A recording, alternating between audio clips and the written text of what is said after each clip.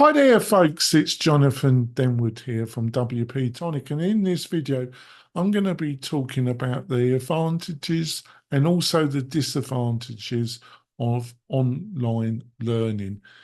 It's an expanding area. There's still enormous growth opportunities in the online e-learning space, but there's also some disadvantages. I'm going to go through it all. We've helped loads of people build membership websites, e-learning platforms, got a ton of experience. I'll be back in a few moments, folks. So coming back, folks, so what are some of the key concepts that you need to know about e-learning, the advantages and the disadvantages? So let's start with some of the advantages.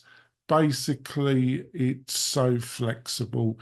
Your students can fit their learning into their busy lives, especially more mature and adult students that probably got family commitments and also are working at the same time they're doing courses, either one-off courses, part of educational institutions.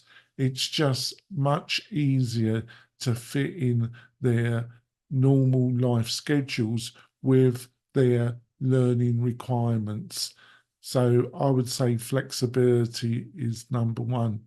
Number two, having access to some of the best teachers in a particular subject that is available at a price that can be affordable to the average student.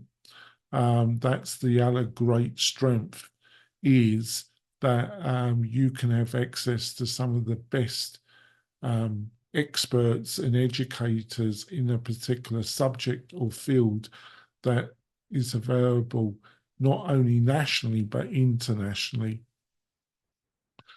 Third, cost. It's going to be normally a lot more affordable for you, the student, to do education online compared to group or going to a conference or a mastermind, a physical mastermind group, or going to an educational institution. It's just going to be a lot more affordable. So I think they're kind of three of the main advantages. There's a lot more, and I've written an article. You find the link in the video description that goes into all the pros and all the non-pros in a lot even more detail than this video, because I don't want it to be too long. And like I say, you'll find the link in the video description. So let's look at some of the disadvantages. I think number one is that there's the idea that depends on the course, and are we dealing with a highly formatic, either institutional or corporate level kind of learning setup? If you're talking about that kind of level of commitment, there is a tendency for organisations to look at e-learning as a cost-saving mechanism.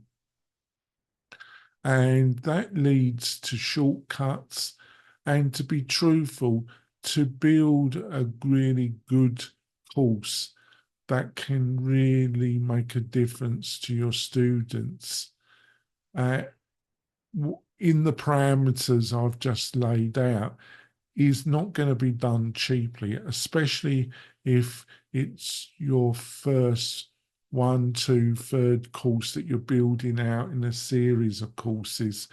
This cannot be done too cheaply, but for some understandable reasons, it's seen as a cost-saving mechanism to go online for institutions. Number two is isolation. Yes, your students can do this at any time that fits in their busy schedule, all the things that they're juggling, work, personal commitment, looking after children, looking after elderly parents, everything that the modern person has to deal with. But it can also be quite isolating. You haven't got that support network that you would if you were doing the course in a group concept. So isolation. Thirdly, people learn in different ways, auditory, visually.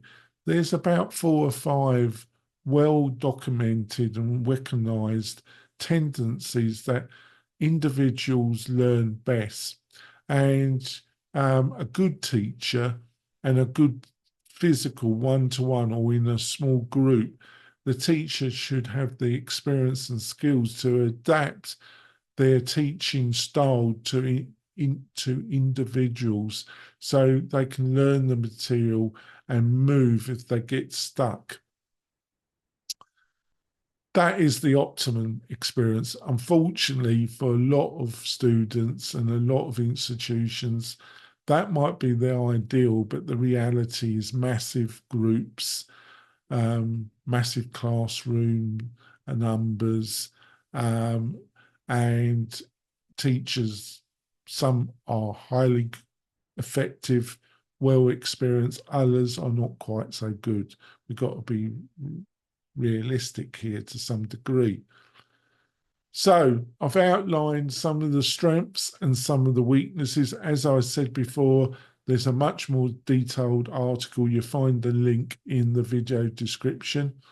If you found this video helpful, please subscribe to the channel. It really helps me with YouTube and it encourages me to make more of these type of videos. I'll see you soon, folks. Bye.